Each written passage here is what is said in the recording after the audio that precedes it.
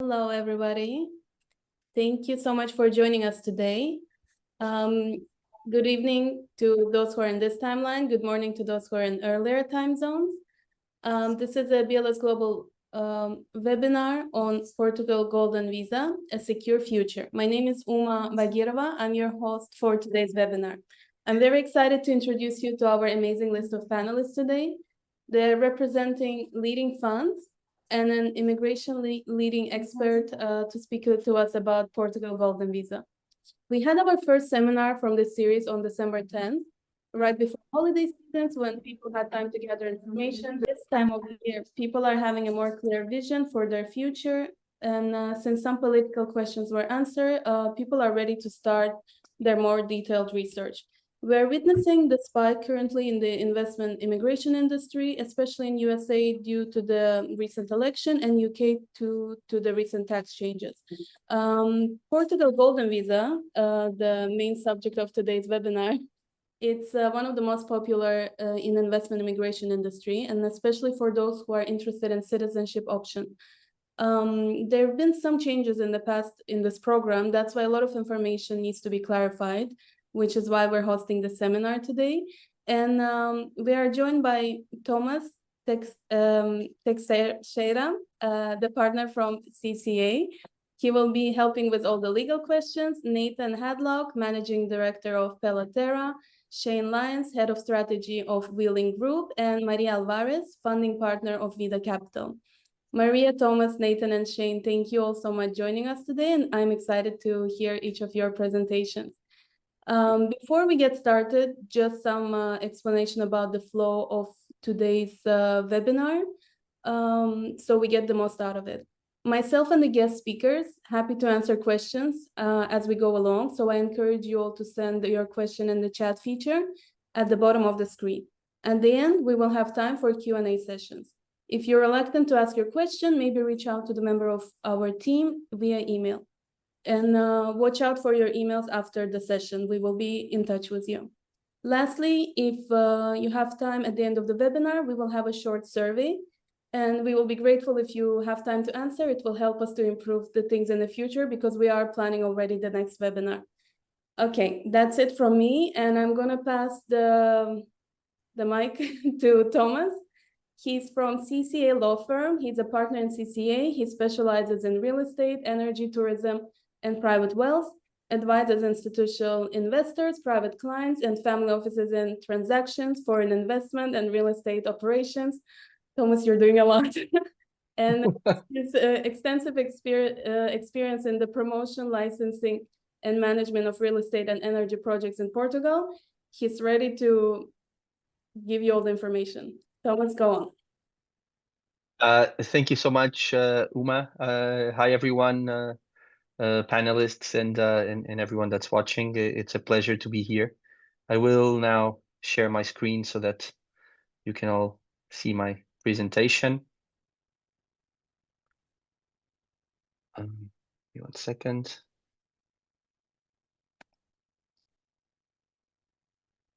Perfect. So today I will be focusing more on the technical side of the Golden Visa. I will try to approach the legal side of things, the procedure that's currently ongoing, and the main features that the program has, including the beginning of the path towards Portuguese citizenship. But starting from the beginning, explaining what is the Golden Visa program and why choosing Portugal versus other programs. Portugal created this program in 2012, and since then it has been, not by far, but clearly the most successful residency by investment visa program around the world, obviously to the scale of Portugal.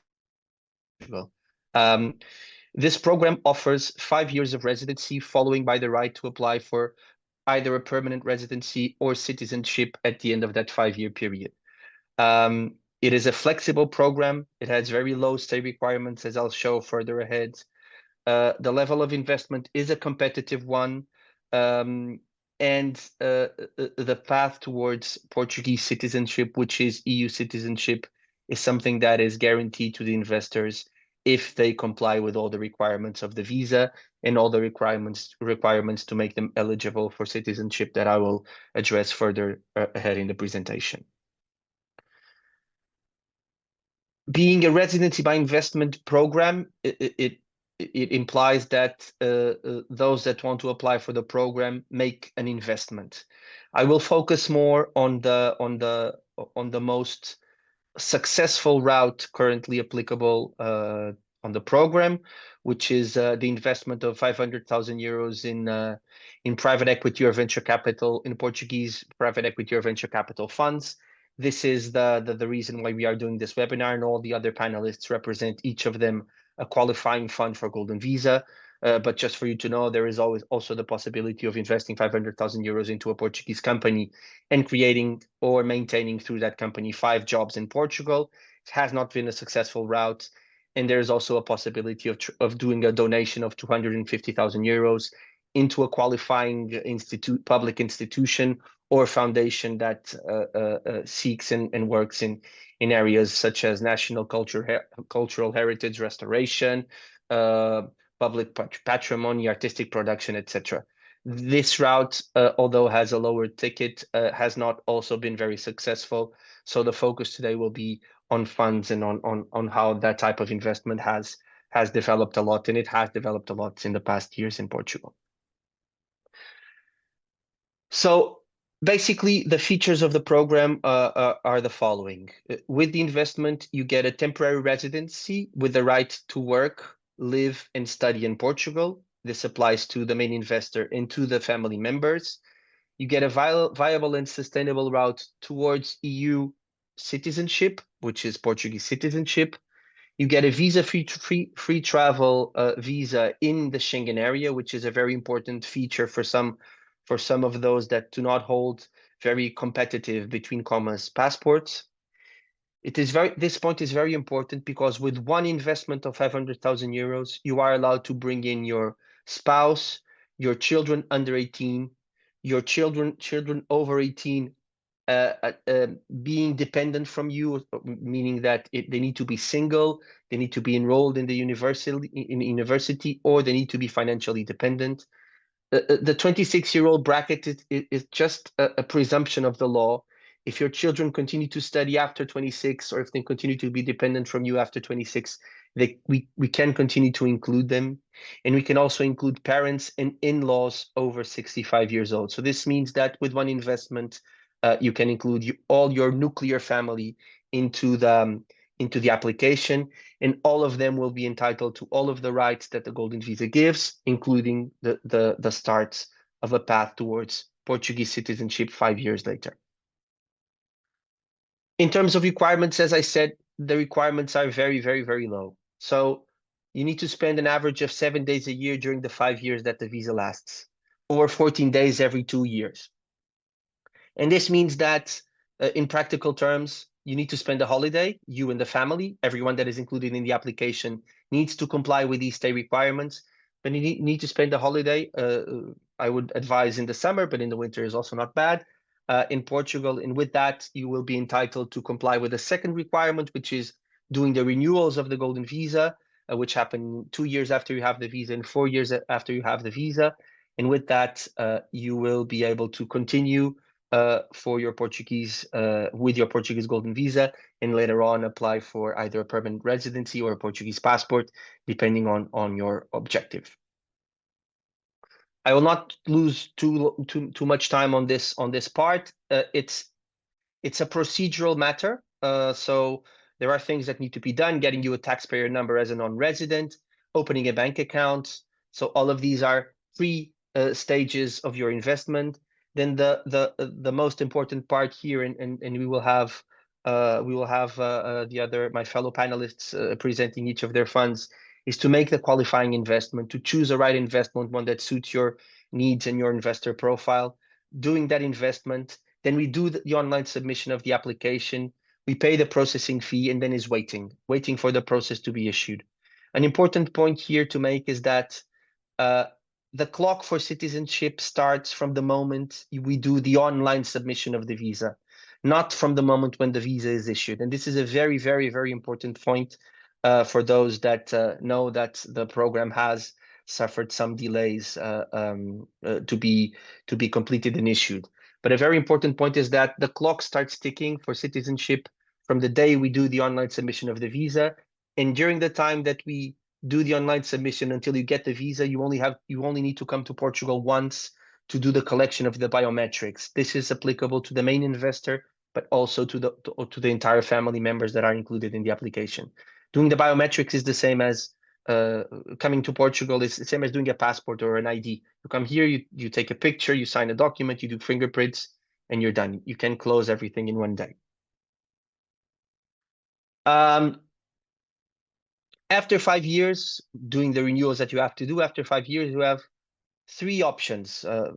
They are not generally people only go for one, but you have 3 options. You can apply for permanent residency when your passport does not allow you to have dual citizenship. You can apply for Portuguese citizenship in accordance with Portuguese nationality law. And for this to be able to be complied, you need to have a valid visa for 5 years, you need to have a clean criminal record, and you need to speak the A2 level of Portuguese. Or you can continue to periodically renew your temporary residency for investment visa and maintain the golden visa during the entire time, maintaining also the same requirements that were applicable for the golden visa. In terms of requirements for PR, as I said, and citizenship, you will have to have a valid visa for 5 years, speak the A2 level of Portuguese, have sufficient subsistence means in Portugal, and have a clean criminal record. So these are the main features that will allow you to apply for Portuguese citizenship. It's not a complex procedure as well, like the golden visa, but it's one that you should take an eye on. And during the 5 years, it is important that you try as much as you can to create ties with the country that go a little bit beyond the minimum, because it doesn't hurt the application, more so it helps the application. It was a summary. We have constraints in time. I'm available to answer all of your questions, and I will now pass the floor to Uma. Help me. Yes, Thomas, thank you so much for your presentation. I learned a lot new things. For example, I didn't know about in-laws, that they can be included. Not that I have any, but good to know in the future. Next, we have Nathan Hadlock. He will be representing Pela Terra. Nathan is managing director there, and he has over 20 years experience in agricultural investment. He's leading the fundraising and acquisition strategy at Pela Terra. Nathan also behind the fund's Golden Visas for Good, and he's wants to make a positive environmental impact along with helping people to get their golden visa. So Nathan, excited to hear more from you. Thanks for the introduction. For our fund, before I share a presentation, I think it's important to understand a bit about who I am and how this all came into being and what's happened since then. So I don't know if you can tell by my accent, I'm an American. I grew up in the middle of a cornfield in Ohio. Agriculture has been in my family for the last 100 years, but like any young person, you rebel and you do something very different from your parents. So I became an engineer and moved out to the West Coast, United States, to build the next billion-dollar startup. Didn't do that, but during that time, had a renewed interest in the family business, took over the finances on the family farm and saw firsthand that not only were my folks not making much money with their land, but they were destroying the soil year after year. And so this really was the moment that I went down the rabbit hole of why conventional agriculture is the way it is today. 5 years ago, when I moved to Lisbon from San Francisco, I met my now business partner, Alex, and I got up on my soapbox, as I often do, and I said, Alex, ag is the key to not only fighting climate change, but impacting the health of billions of people around the world. What could be a more interesting problem to work on? Alex happened to also be working in the ag sector, and together we put together a strategy of not only making impact, but making impact with scale and with urgency. It's extremely hard to hit the scale side of things. So not only do you have to generate environmental returns, but you have to generate financial returns. So this idea really is how Pela Terra was conceived. At the time, we were the first and only fund focused on agriculture and the golden visa sector. Many people thought, good luck, nice try, it won't work.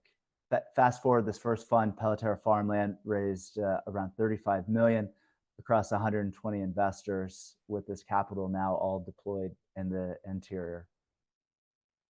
Around last year, the program changed to eliminate direct real estate investment, and so we launched a follow-on fund, Pela Terra 2. This is the fund I'm talking about today, which is targeting 100 million raised, and today we have just over 15 million in capital committed. The strategy is very similar as the first fund. We invest largely in a state here called Alentejo. It's beautiful. For those of you calling in from California, it's very similar to Napa and Sonoma Valley. But we invest in this region for two main reasons. First, the climate is conducive for higher value commodities. We mainly look at olives and almonds, but more importantly are the water assets in this region. The largest man-made lake in Europe, Lake Alcava, is here.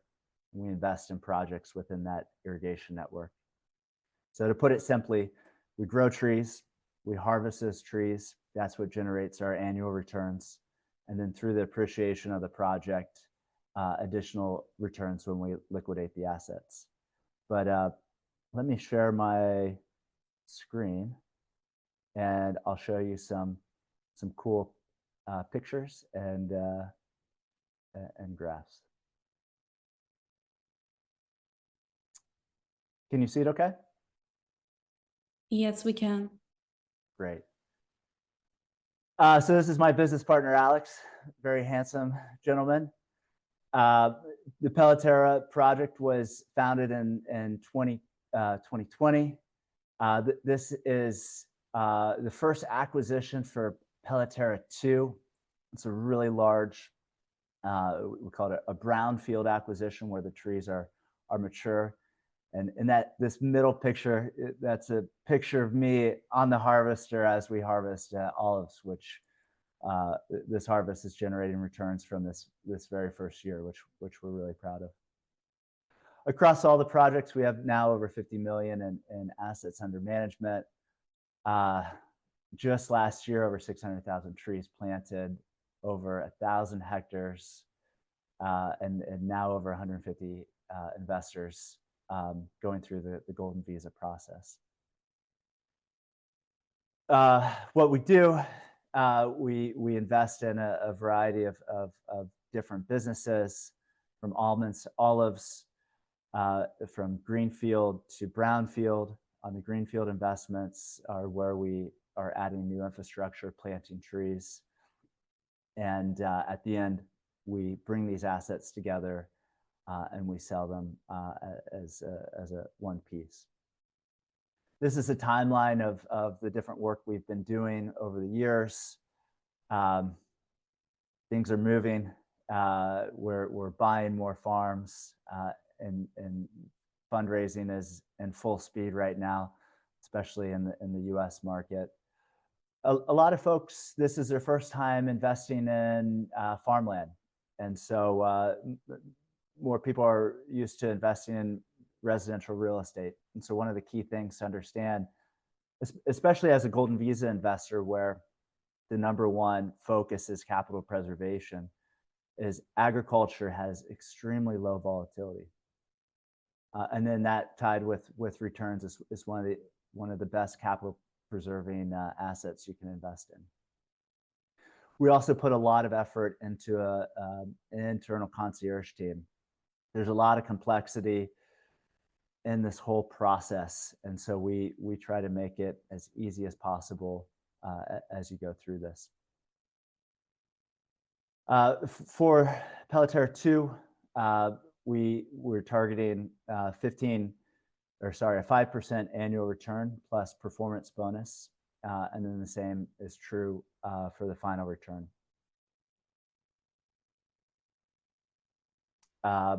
The pictures that I showed in the very beginning, we've already acquired our first asset, a large olive orchard.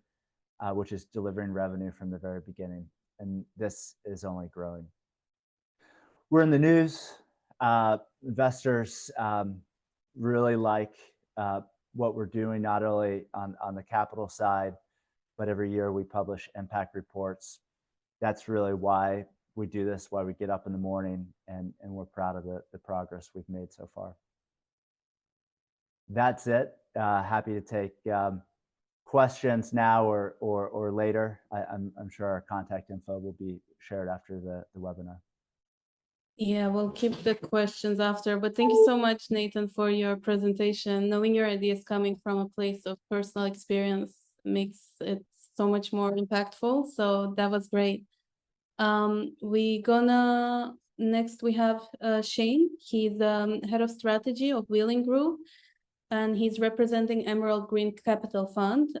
Shane has over 25 years of experience in corporate finance, M&A, and renewable energy, and he ensures the delivery of sustainable Golden Visa compliant investments.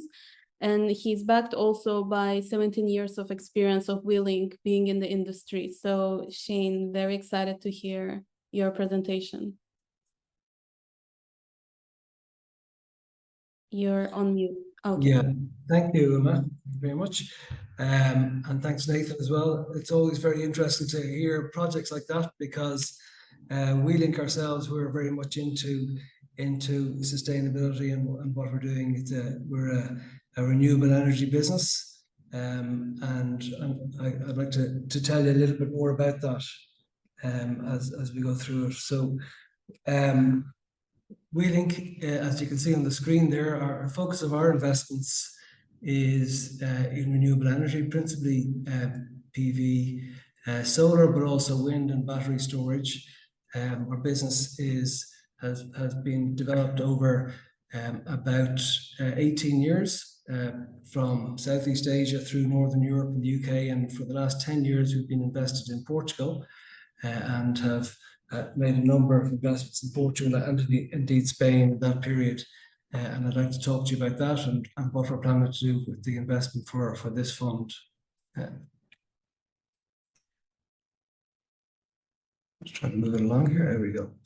So WeLink is effectively where our focus on renewable energy, PV, solar, wind and battery storage. And we're a business that provides end-to-end service from the investment through to citizenship. This fund benefits from maximum protection because it's investing in established operations and advanced developments. We've got existing projects already in Portugal, in Alcatim, and we're looking to invest further in that to add to create a balanced, hybridized renewable energy infrastructure. Renewable energy assets are typically at the lower end of the risk spectrum. Typically, it's an investment asset class that global investment funds and infrastructure funds invest in. And as with all of these funds, they're all approved by the Portuguese regulator, the CMVM. WeLink has a track record. Over the period, we've built about 1 gigawatts of projects to date, which have a current value of about 1.2 billion euros. Our projects have powered 3.3 million annual equivalent homes and offset over 1.3 million metric tons of carbon. So we're very much invested in the renewable energy business and have a history of doing so. The business itself has got 3 broad arms. One is renewable energy, which is generation, which is the wind and solar side. We also have a sustainable housing business based in the UK, and we're looking to add energy storage businesses to all of our renewable energy business to create that hybridized portfolio of projects that can provide baseload energy and energy security to the grid, which is much required in this day and age. So all in all of our projects have a positive impact on the environment. They're all long-term infrastructure assets that provide stable financial returns and ultimately have this positive impact. As a group, WeLink, we've got 200 people, 15 nationalities and 6 offices. As you can see on the map there, we've got lots of other project locations and locations where we've got key relationships and indeed have delivered projects in the past. So just to show our global footprint over time. So the key focus of our investment for the Emerald Green Capital Fund is Portugal and Solara 4, which is the asset that you can see on the left-hand side. So we already have an asset there, 219 megawatts. It's producing over 300 gigawatt hours of power a year. So that's providing a massive contribution to the energy needs of the Alcatel region. It's based in southern Portugal, down near Faro, for those who've been on holidays in the Algarve. But we're planning to add to that 350 megawatts of wind and solar and 100 megawatts of battery storage over the next 5-year period, which is a perfect period for the GoldenVisa investment, because our investment cycle coincides pretty neatly with the time investment requirement for GoldenVisa purposes.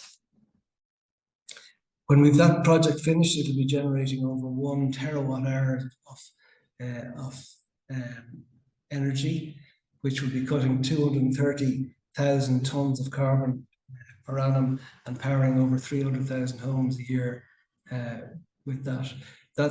This will require a total investment of about 500 million. Our fund size is 40 million, and most of that fund will go into this project. But we will have to provide additional equity for that from other projects. We have got projects in Italy that we'll be realizing returns from. So we'll be co-investing.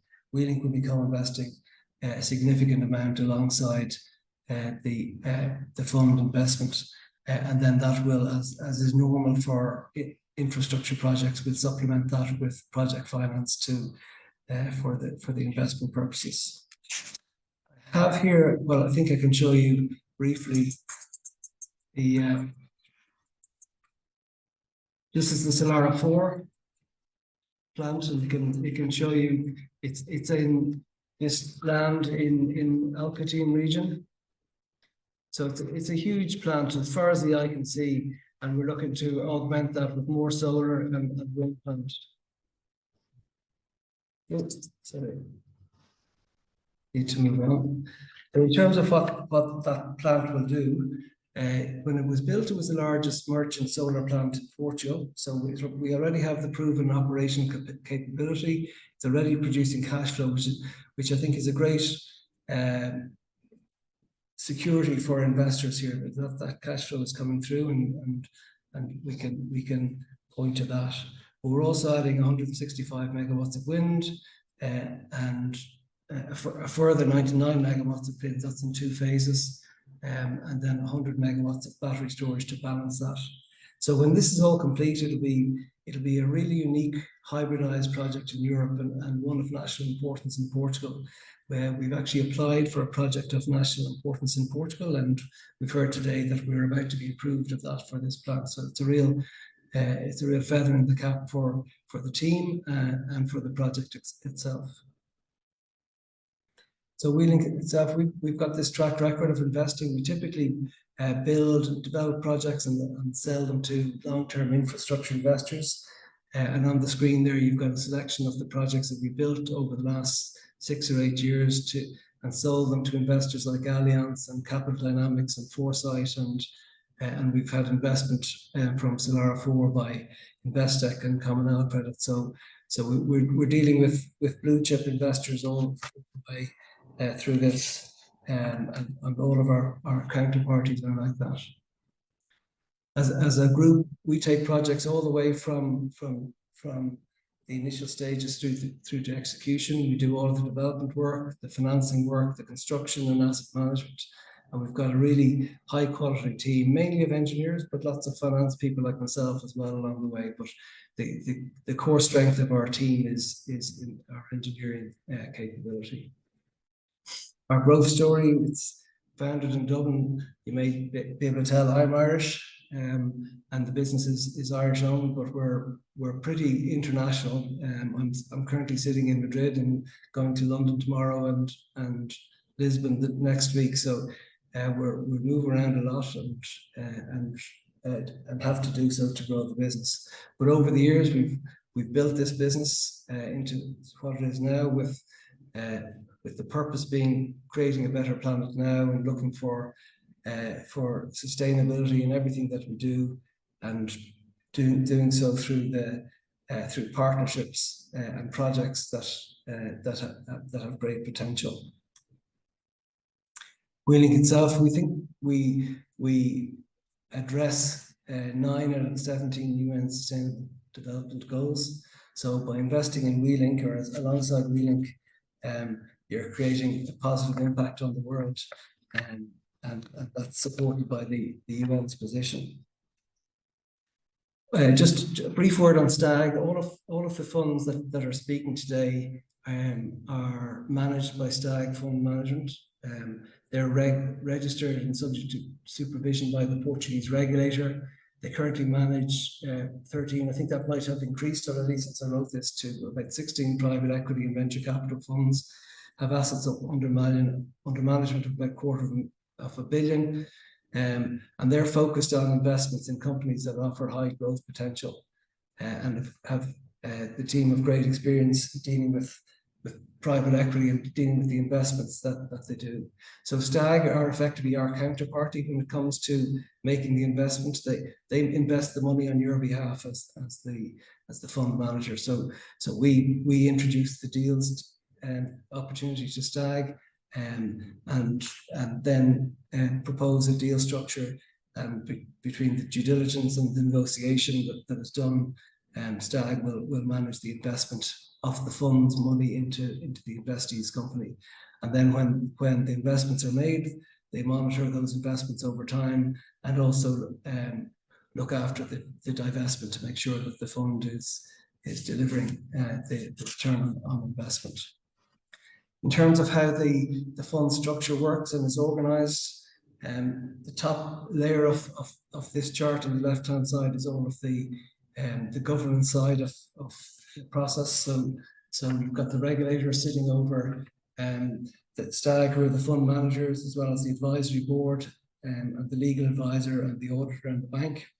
So that provides the fund governance and management. Then you've got the investment layer, which is the investment that comes from the GoldenVisa investors in the first instance, and also from WeLink as the general partner of the fund are investing as well. And then along using the approach that I described previously, that those investments are made into the projects that WeLink proposes. And those projects then are evaluated on an annual basis, based on independent valuations by top-tier auditing firms. In terms of this fund, it's a closed-end private equity venture capital fund. It's got a specific goal to invest in the activities that WeLink carries out. The target fund size is 40 million. The gross return for the fund is targeted at 7%. But the investor return after fund costs will be about 5%. And the term of the fund will run until March 2031. Our subscription fee depends on the level of investment, whether you're investing 500,000, the full amount, or 250,000.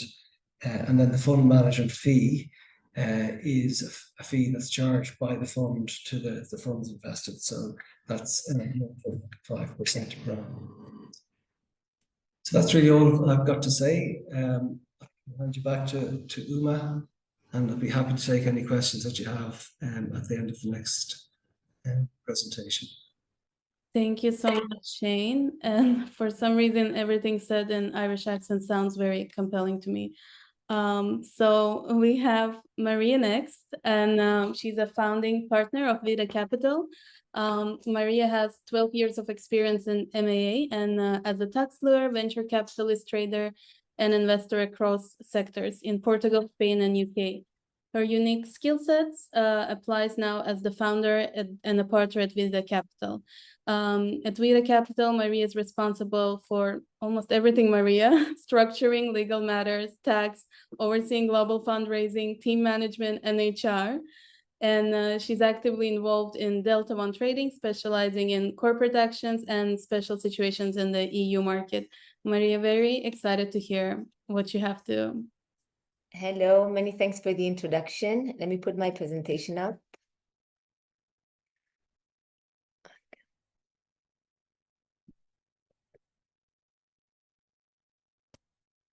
So, good afternoon, everyone. Many thanks for your time.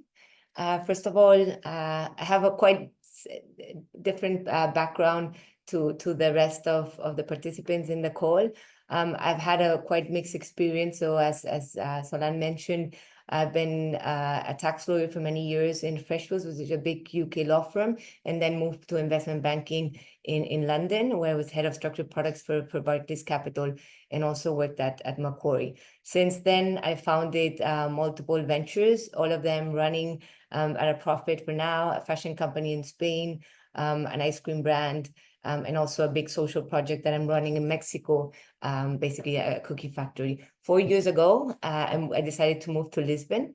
I'm Spanish, so when I was moving out from London, I had to decide whether I wanted to move to Lisbon or Spain.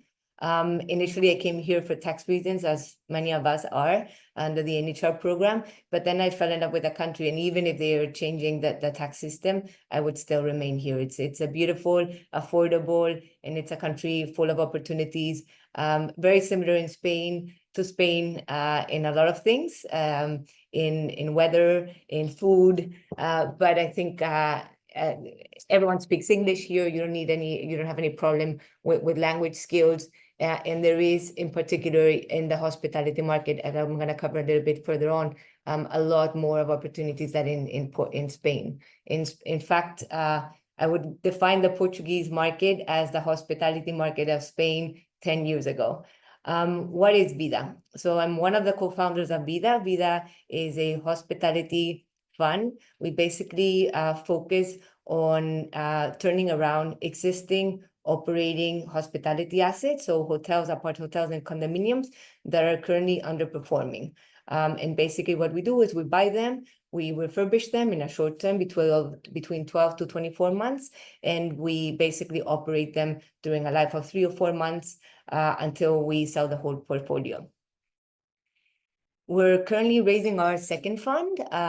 We just finished raising the first fund on the 21st of September. We have a new fund coming up. The target of this new fund is around 50 million euros with a minimum investment of 250,000 in case some of you wanted to diversify your portfolio with some of the funds that are present in the call or other funds in the market.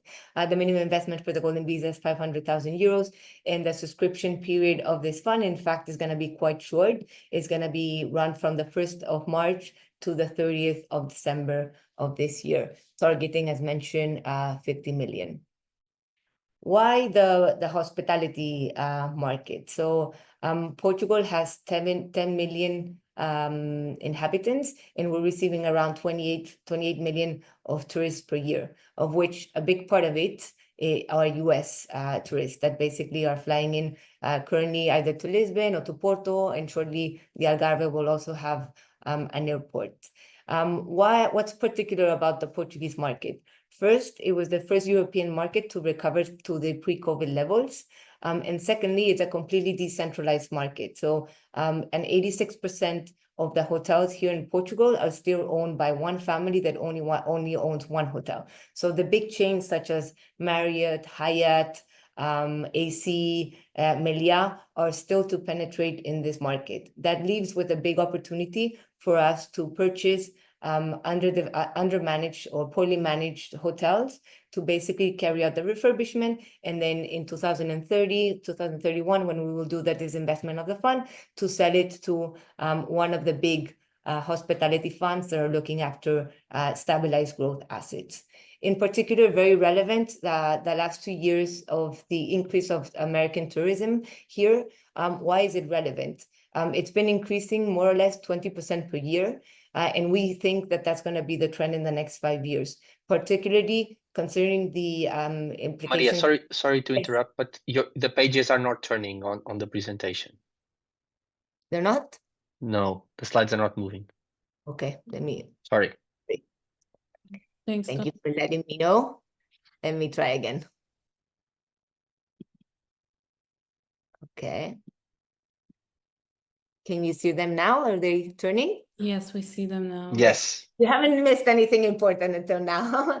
So basically, I was sending you a graph on what the hospitality market looks in Portugal with the decentralization of the market into small operated hotels run by families, and the importance of the US tourist, which basically is going to increase and continue in the next 5 years as a result of the potential inflation in the US, consequence of the tariffs, and also the depreciation of the euro. It means we're going to be attracting more and more American tourists. Also, we're going to have new flight and route connections between the US and Portugal.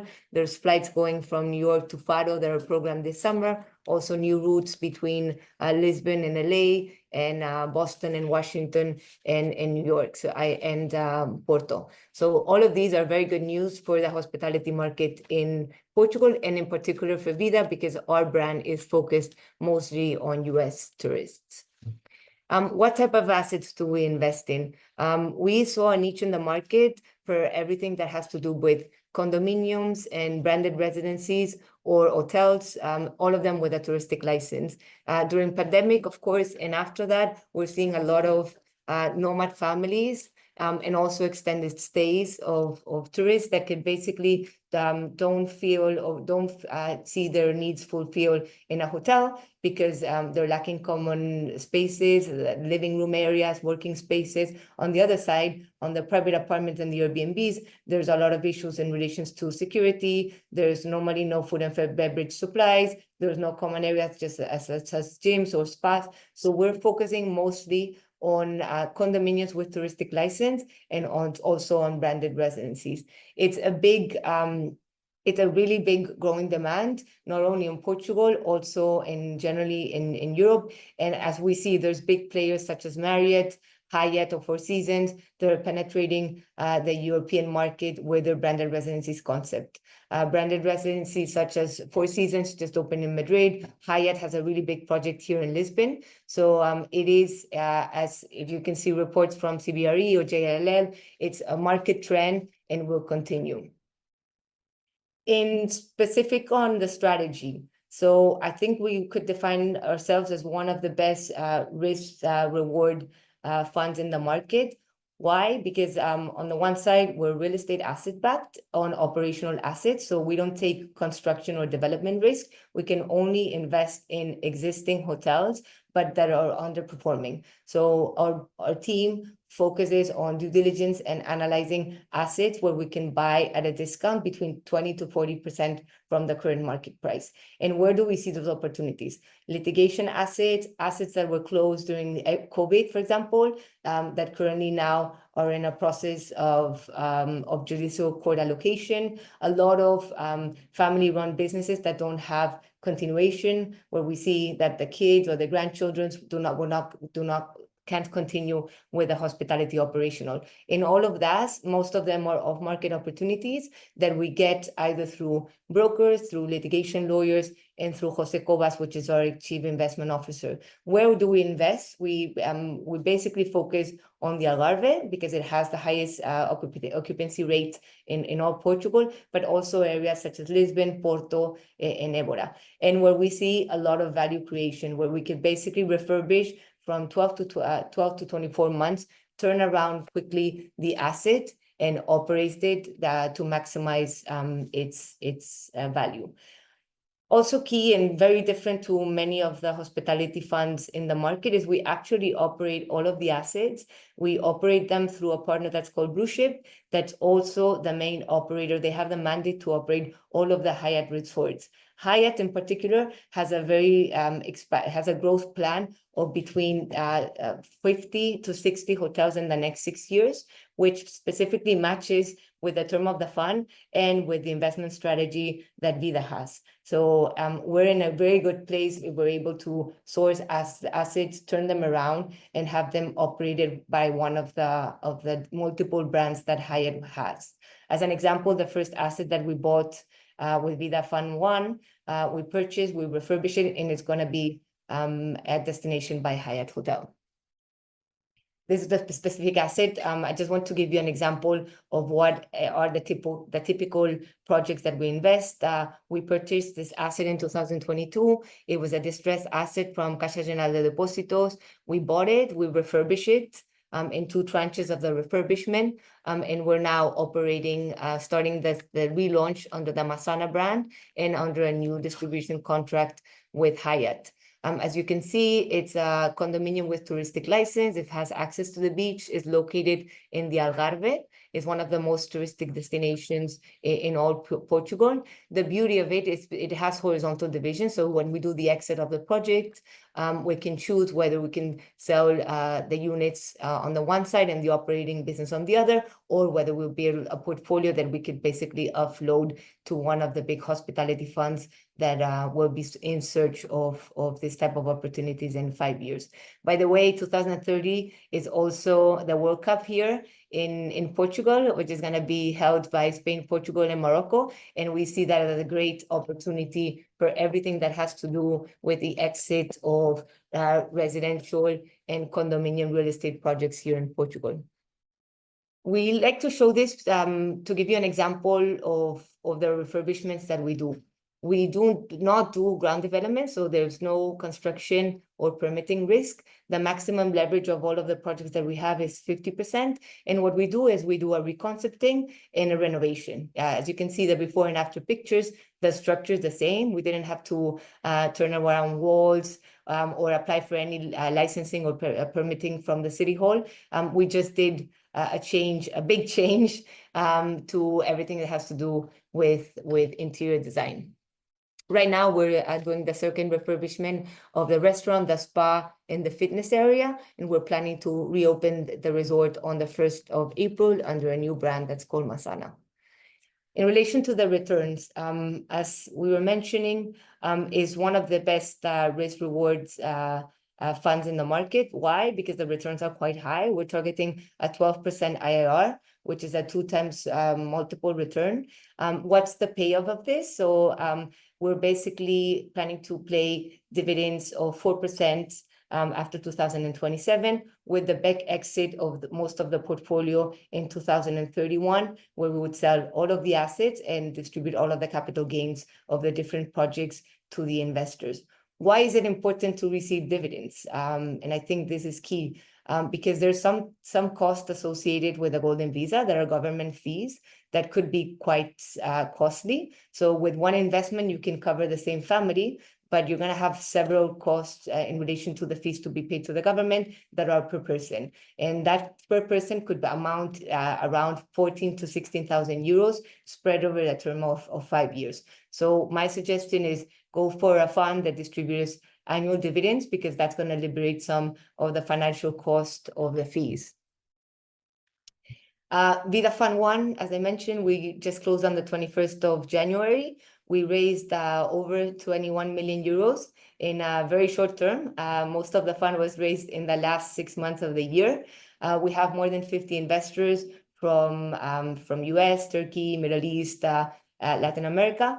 We also have a family office that's a non-Golden Visa investors that is also going to be tapping into the second fund with a bigger ticket. So we're looking also for institutional investors that are not Golden Visa related, that are here investing just for the yield. Important, we've already deployed 25%. It's on a capital gain of Villas de Agua, the project I was just showing, and we have 3 projects currently doing under due diligence. The term of the first fund and the second fund is matching, and that allows us, which is also quite important, to co-invest between the different funds and allows us to a correct diversification of the portfolio. Very quick, because I think I'm running out of time. Alex Sonona, one of the co-founders, he brings all the hospitality expertise. He was the head of expansion of the group Serena. He did 10 openings here in Portugal and all of the openings of Serena in Costa Rica, in Mexico, and Panama. Jose Cobas, our Chief Investment Officer, has more than 30 years of experience in the real estate hospitality market here. Very important figure on the sourcing and evaluation to get to these off-market opportunities. Franco Capurro, he's an expert in sustainability. Why sustainability is important in our fund? not only because of the values that we have, but also because it has a direct impact. So if you invest, for example, in solar panel, waste management, you can apply for grants that allow to improve the IRR of the programs. Portugal has something called Portugal 2030, which basically subsidizes touristic projects with a sustainable angle. And this has a big impact on the potential IRR of the program. As mentioned before, the fund is managed by STAG. It's regulated by the CMBM, that's equivalent to the SEC in the US. It's annually audited by Deloitte. And very important, the custodian of the fund is Millennium BCP. So it's a bank with a very solid credit risk. You'll see other funds in the market that have different custodians, Bison Bank, etc. For us, it was very important to have a Portuguese bank with a very good credit rating. Thank you very much. I think I've covered most of it. Hope to see you soon. And if you have any queries, you could just put them in the Q&A session. Thank you so much, Maria. That was very good to hear. And I like how solution-oriented was the idea behind your fund. Overall, all three funds today we had were very environmentally and socially impactfully oriented. That's very good and refreshing. In our industry, it's important, like when you want to move to the country, you want to also improve to the country with your investments. So this was really great. We can move to the Q&A session now. We had a few questions in a chat and some of them were answered. Maybe for people who want to hear, for example, regarding family members, Maria, you already replied, but yes, Mr. Khan asked if he can bring his family members over, and you can bring your spouse, children below 25, parents and in-laws, all about 65 years. So is there anything you want to add, Thomas, to that, or? No, it's basically that. Okay, great. We also had another question answered from Amber. She said, will this program be running for a while? I will be ready to invest later this year. And Thomas said by the end of the year should be fine. Yes, Uma, yeah. just to add on that, Golden Visa residency by investment programs have a tendency to be limited or end. We do not foresee that that changes will be introduced into the program until the end of the year.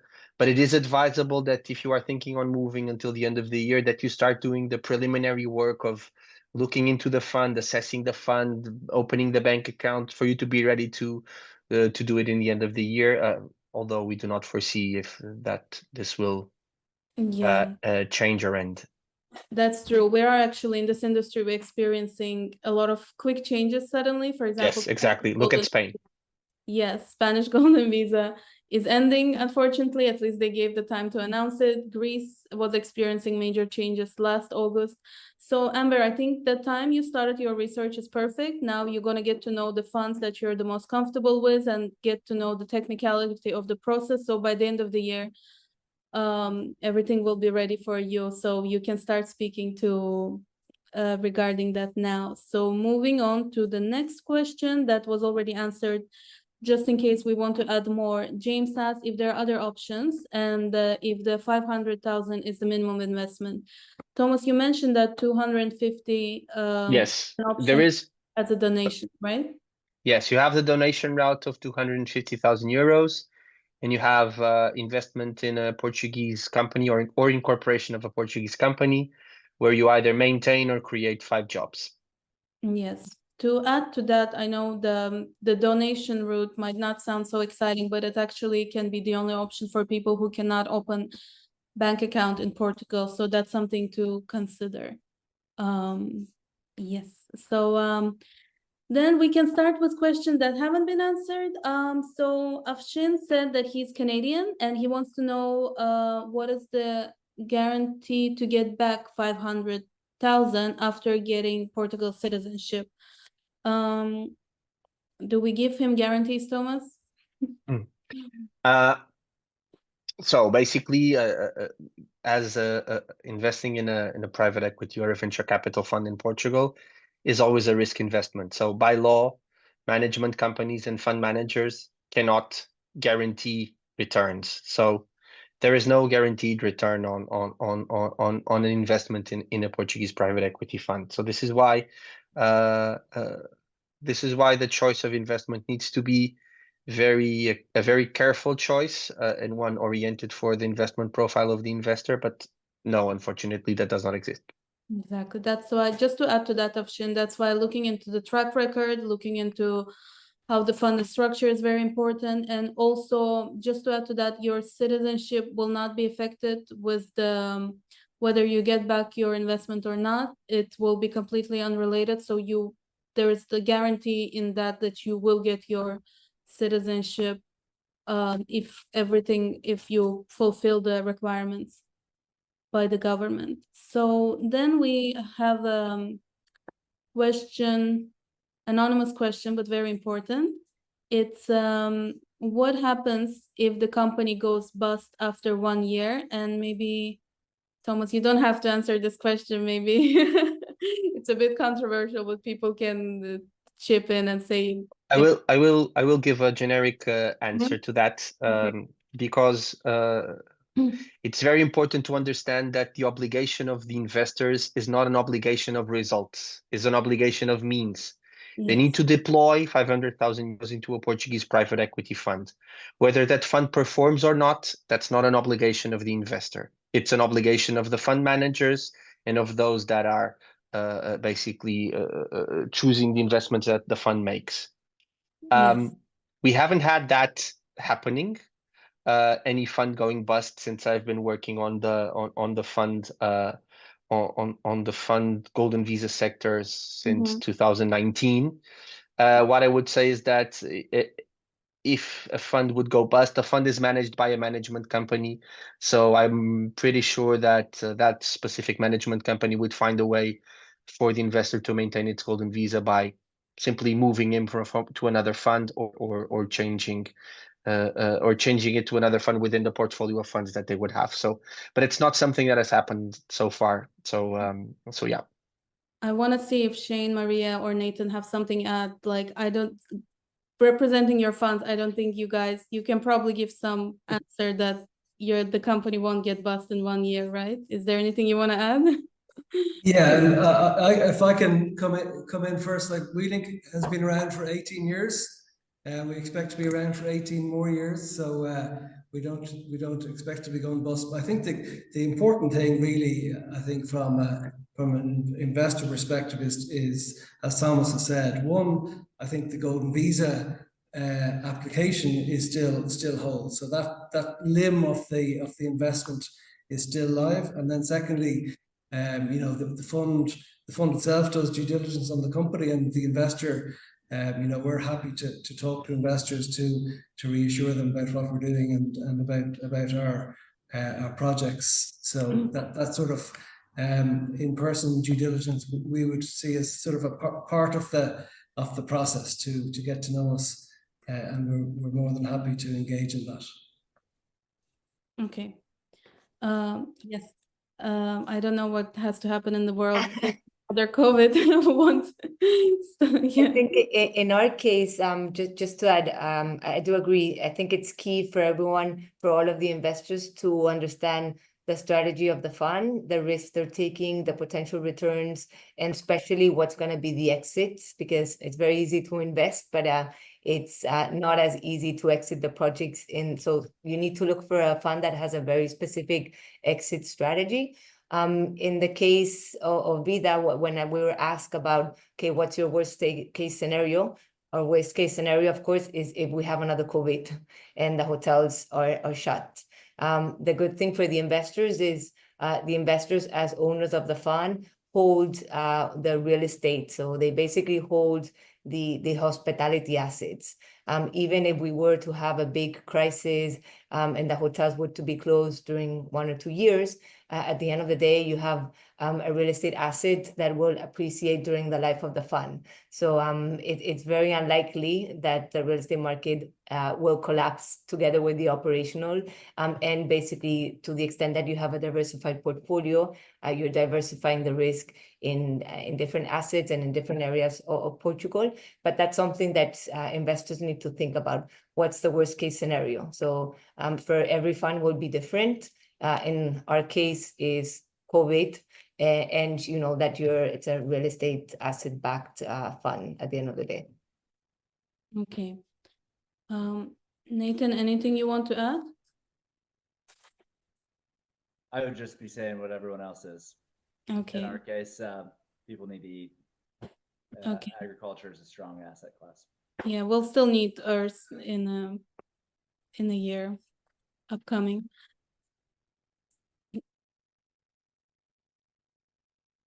Okay, moving on to the next questions. Richard Rose asked, are there still restrictions on where one can invest in property? I think, Richard, the program has changed. There is no more investment route through property, and funds are also limited not to be associated with the properties. Correct me if I'm wrong, Thomas. So, which is why it's important to understand fun and feel comfortable with it, which is what we were just discussing. So we cannot invest through the property, Richard, but the good thing, you can have high return of your investments if you invest through funds, right?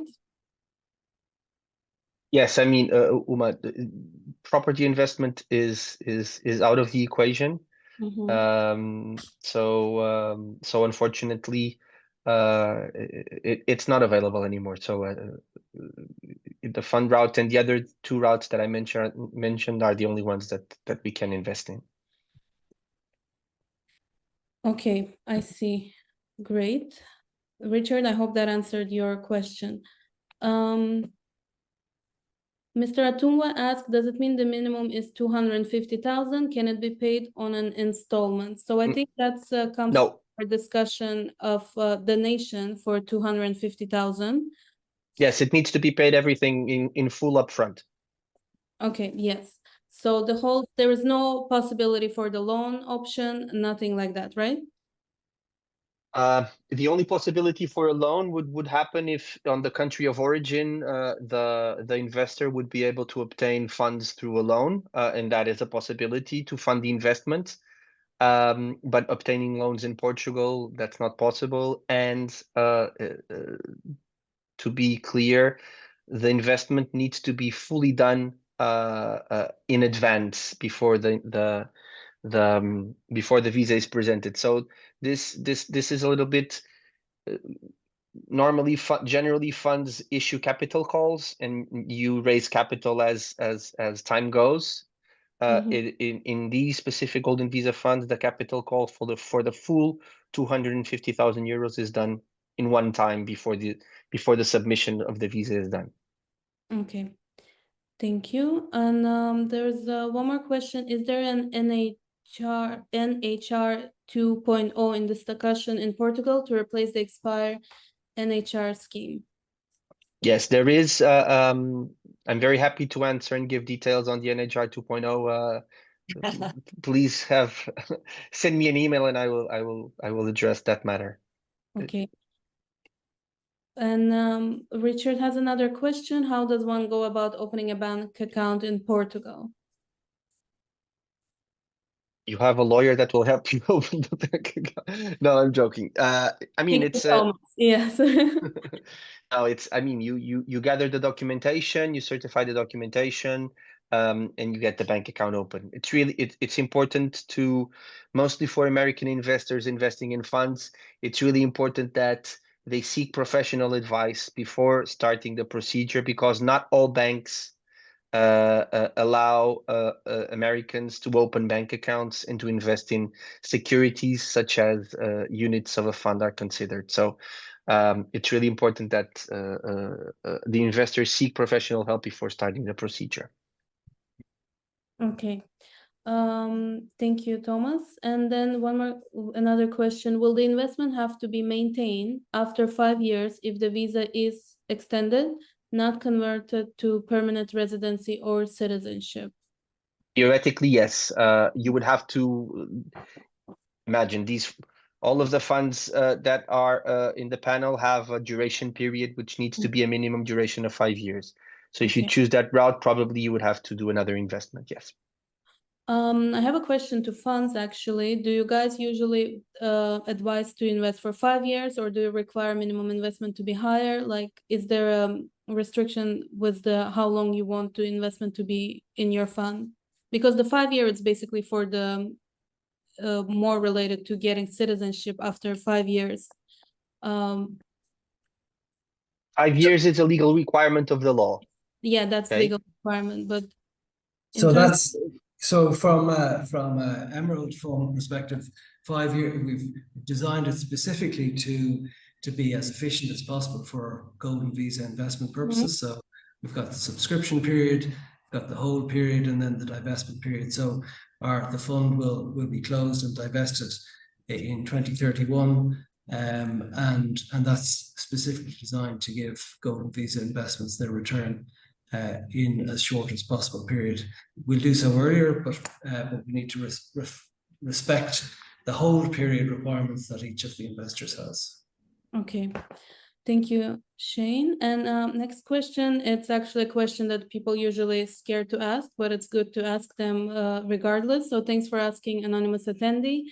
The question is, what happens if the principal dies? Will the visa and installment transfer to the surviving spouse? Yes, it is a situation that I have not lived, fortunately, with any of my clients, but I have fellow lawyers that have experienced that situation. And yes, it is, the visa is transferred, and was in that specific case transferred to the spouse. Okay, thank you for answering that question. Afshin wanted guarantees. Afshin, I believe if you speak in more you'll get some more reassurance if you speak in more detail with each fund representative. And Maria, he asked you to contact him on his email address. So Afshin, also look, you will be able to contact everyone, and Maria, I'm sure she'll reach out to you. Partial payments, we answered that question. That's not, Thomas answered it before, right? Yes, I believe so. Okay. Maybe I don't know if someone is referring, because in some of the conversations that we normally have with investors, they raise whether there could be partial payments from the fund. So I think it's good to address. For example, in the case of Vida, if we were to sell one of the projects or assets before the termination of the fund in 2031, imagine we were to sell the project in 2029. What we would do is we would do an extraordinary distribution of dividends. So everyone would still remain invested in 500,000 euros, but all of the proceeds from the capital gains from the sale of the projects would be immediately distributed to the investor. So we don't want to be sitting on cash on deposit for 2 years. So I don't know if they're referring to that on the partial repayments. Some funds have the policy to keep all of the cash until the exit, and some of funds have the policy that to the extent they exit some of the projects, they will early repay their investors on the dividend side. Okay, yeah, that's great. Thanks, Maria, for sharing. The next question would be about the source of funds. Needs to be shown? Yes, both on the compliance in KYC in the Golden Visa process is very strict. From initially from the lawyers that get the clients, then from the banks, and then from the funds. So there is a very strict verification of source of funds from these three entities, mostly banks and the funds and the fund manager. So yes, you need to prove where the money came from for you to invest. Okay. That's really good to know. Next question is a little bit, wow, there is a little bit competitive. So we need to prove why Portugal is better. So the investment routes to residency in Baltic countries, more affordable. So our attendees asking why, what factors would highlight to justify choosing Portugal? How do you answer this question? You need I'm Portuguese, more or less biased. I would say that, I mean, not to diminish the value of the lovely Baltic countries that I like very much.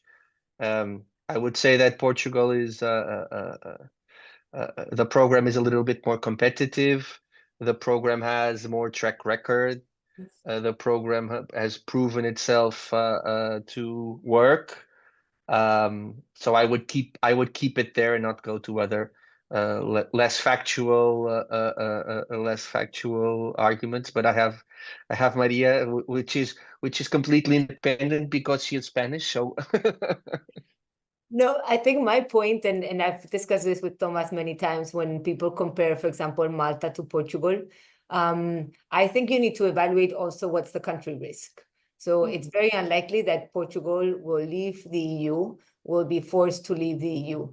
In some smaller countries, such as Estonia or Lithuania, we really don't know what's going to happen in the future. We don't know if 15 years ahead, they will still be in the EU or not, especially with the whole situation of Russia. So if I had to put 500,000 euros to invest, I would clearly put it in one of the more bigger consolidated, less controversial European Union countries. That's something that we've discussed with Thomas a few times when dealing with Malta, because what happens is countries such as Malta have been queried by the EU multiple times to cancel their program. So it's not unlikely that at some point it could be one of the factors to either you cancel your program or you're out of the EU. So if some other countries start with these very laxive requirements on the Golden Visa requirements, I think that's a risk that you need to consider and factor in when taking the decision, together with many other things. But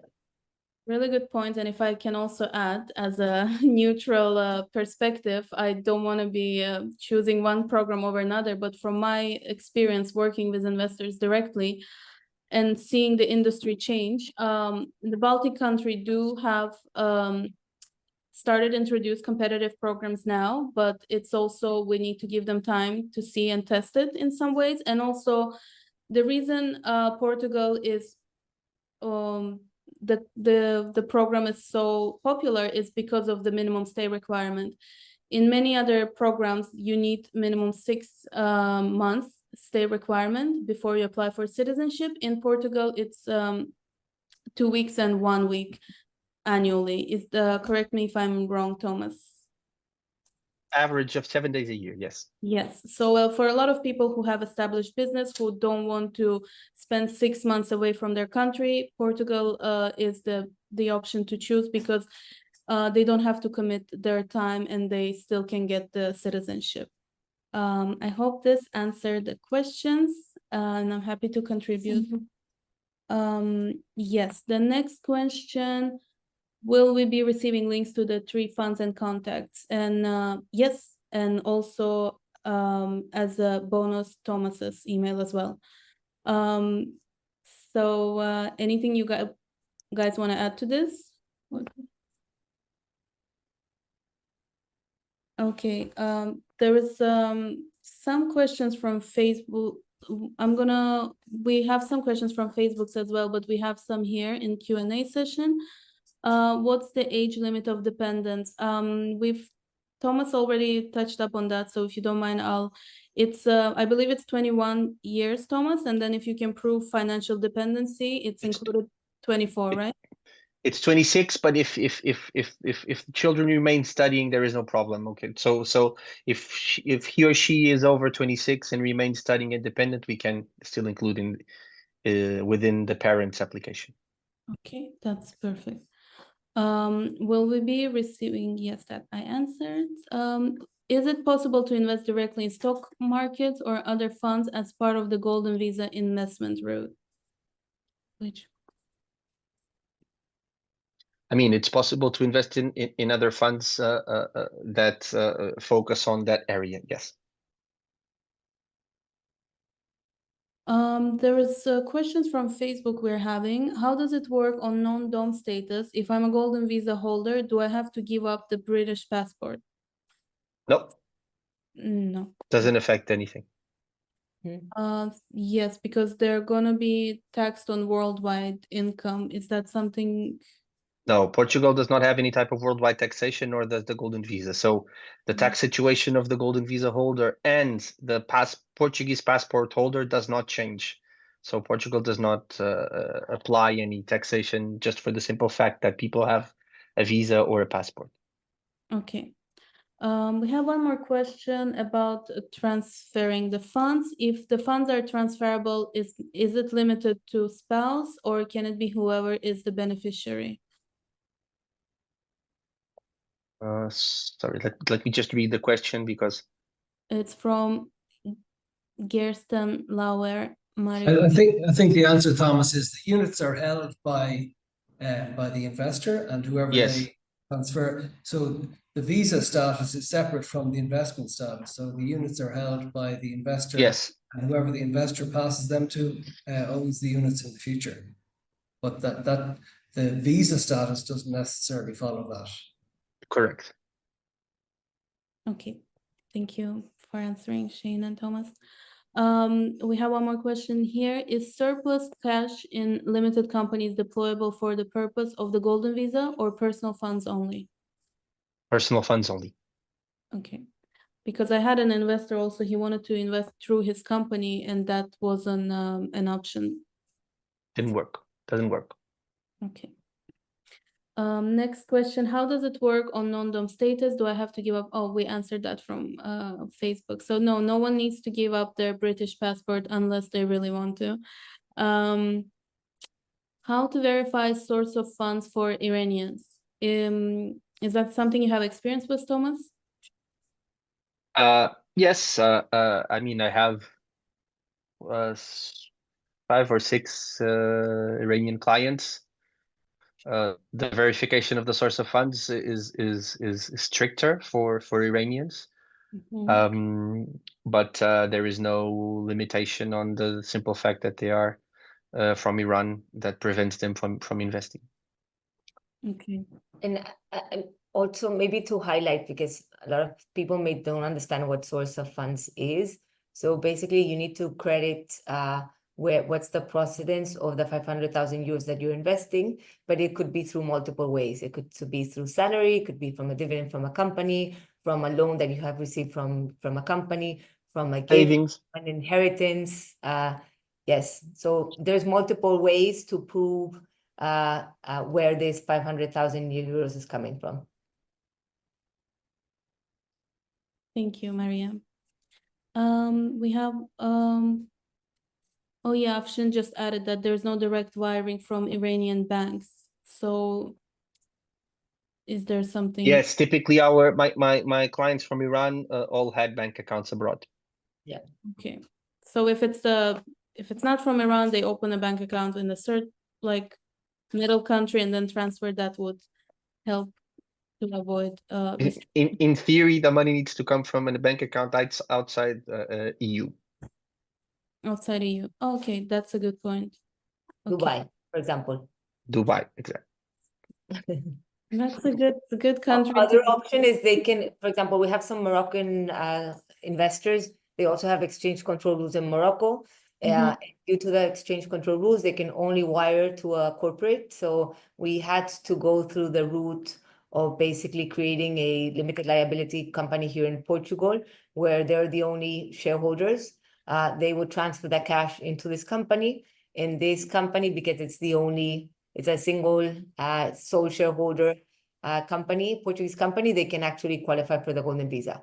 So that's another way. If they can transfer cash to a corporate, they could do that. Okay. Thank you, Maria. And then we have a question from Facebook saying, I understand that 20% of the fund can be used for a US operation.